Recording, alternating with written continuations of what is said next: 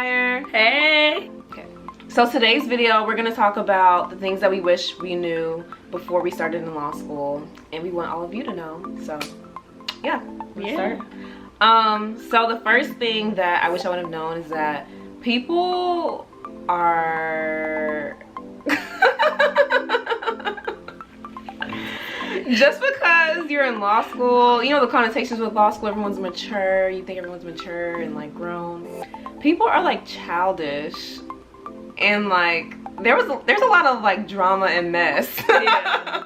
And a lot of drama and messiness that you would not expect. You wouldn't expect it, and I think that's something that surprises a lot of my friends that aren't in law school. They're just like, what do you mean there's drama and there's like mess going on? Like, y'all are all in law school, professional school.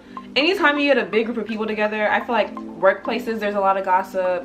Schools, there's gonna be a lot of gossip. Like, wherever you are, just because it's professional school and it's law school doesn't mean that people aren't like messy. Right.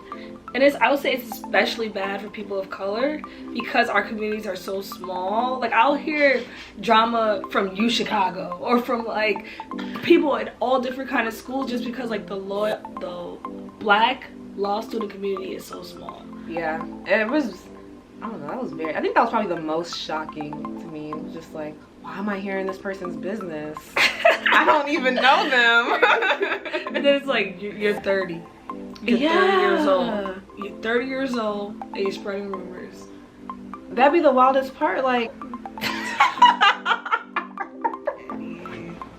saying this to be petty, it's honestly surprising that there's so much mess. Like, I don't know. Agreed. It's something I definitely didn't expect. It's kind of like high school. And the people, honestly, that are straight through, low-key the most mature ones. Okay. Moving on To the next one. All right, Sam, yeah. What's one of yours? So something that I didn't expect was that, well, there's a certain group of people that are always going to talk. Like, I wouldn't definitely identify them all as gunners. If you don't know what gunners are, back to our other video, our 1L experience video, and you'll find out what a gunner is. But the people who talk the most in your first semester classes aren't necessarily the smartest when it comes to like who gets the best grades, right? Like, some people who are extremely quiet throughout every class will end up with like all the A's, realistically, things like that. Yeah. So. Next thing I wish I would have known is that you can find all the books you need, all the supplements you need in the library, in the law school library, or you can rent, but if you don't want to spend any money, go to the library, read it there, like scan a chapter if you need to, and things like that.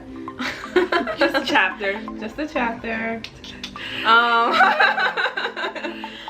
Because this just saves you a lot of money, and I think I wasted a lot of money my first semester, and I wish I would have, if I could go back, I don't think I would have bought like any books, honestly. Or I think I would have waited, right, like for Legal Methods. Like, I remember I bought the book. Oh, I wasted so much money on that class. That book was like almost $300. That book was so expensive. But then, like, after taking it, you found out like you could have just bought it from another like upperclassman you could have bought it from. Yeah. Or people, I don't want to say they had the PDF, but we're not condoning using a PDF version. Wink, wink. But there are other means of finding the existence of the material. Oh, what's next? Oh, we were just talking about this. You know, like the freshman 15 in college, there's an equivalent in law school, especially like I would say between your second semester, 1L year, to like your spring semester, 2L year. Like, I think that most people gain, not most, but some people gain a lot of weight, and I think it is just because of the fact that we're studying all the time, we're sitting all the time. There isn't a lot of emphasis on exercising and making sure you're mentally or physically well, which there should be.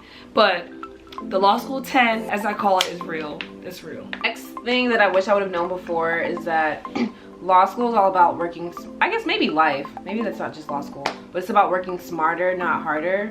But law school especially, because like you can put in 10-hour days every day and still not end up doing well if you're not working the right way. Exactly. Yeah, I agree. Like, just because you're reading every single thing the professor assigns, and like you can memorize the cases and do all that, you can spend hours memorizing cases and memorizing lectures and stuff, that will not help you on the final, because it's all about application. And I think putting a lot of emphasis on like working hard versus working like strategically it's just like the wrong way to go about it. So just think a lot about like how you want to approach law school and how you learn and study that way. But just because you put in twice as long as so-and-so Sue that's in your class, like she can still do better than you if she like, I don't know, she like was reading outlines or something and you were like spending so much time doing something else. Right. I guess a follow-up to that then, something that I wish I would have known is that it's really important to talk to professors. Like, it's not just about getting to know the professor, like to have someone in your corner, but because of the fact that it's about application, you want to know exactly what the professor expects of you, right? Because everyone's going to know the law, right? That's the bare minimum. Everyone's going to know the law going in, so you want to know how best can I apply the law. In some schools, I've even heard of professors reading stuff beforehand, right? So like, professors reading stuff? Yeah, like you have a, I'm gonna explain. Can I explain? My bad. Like if you put together a sample response to one of their essay questions, like they'll even like go over it and tell you how they would expect someone to answer that. So basically giving you a model response based on what you present to them. So, I don't think anyone did that here, but I know like some people from other schools told me to do that. I'm not really big on like talking to professors. I should be. It's just like not something I've ever really done. I talk to professors a lot. A lot of times it was like after the fact, but after the class. Yeah. The next thing I wish I would have known is this concept called IRAC, or some professors call it CREAC. And this is the way you're supposed to answer your law school questions, but as always in law school, the professors don't tell you this, so it's kind of something you just have to learn another way. Or you learn in your legal writing class, but like, it doesn't just apply in your legal writing class. Like, all your professors want you to write your exam this way. And you start with like, stating the issue that you found, and then writing the rule, the legal rule, and then you apply the rule to the facts, and then you draw your conclusion. So you say like, well, I'm not gonna go through all the steps, but like, at the end you're supposed to say like, so this is why I believe that this person will not be held liable. Like, you're supposed to follow you're supposed to model all of your answers in that format, and it helps with grading because professors actually look for this, and that's how you get points. So they look for, did they spot the issue, did they state the legal rule, did they apply the facts, did they like have a conclusion. Like, that's how you get your points on your test. So it's very important to know that method. So if you want to learn more about like IRAC and stuff, like just like Google it. Like there are a lot of free materials on the concept, but you just have to know that it exists. And I didn't know that before law school. And I guess just a little wrinkle with that, that's why it's important to talk to your professors too, because I know a number of our professors, as we said before, we were in the same section, they didn't want us to necessarily state the rule. They wanted you to jump to application. Yeah, exactly. Yeah. But like to intertwine the rule in your application in a way in which they knew that you knew what the rule was. Yeah. Right? And you'd only know how to do that by talking to the professor. Like, hey, what does that look like? And they'll tell you what it looks like, but you gotta go to office hours to figure it out. So, and there's no time for office hours. Like, law school's just too much. It's so hard to make time for office hours when you like have so much class. So the last thing that I would say that I didn't expect that was very prevalent was that a lot of people were in marriages or relationships.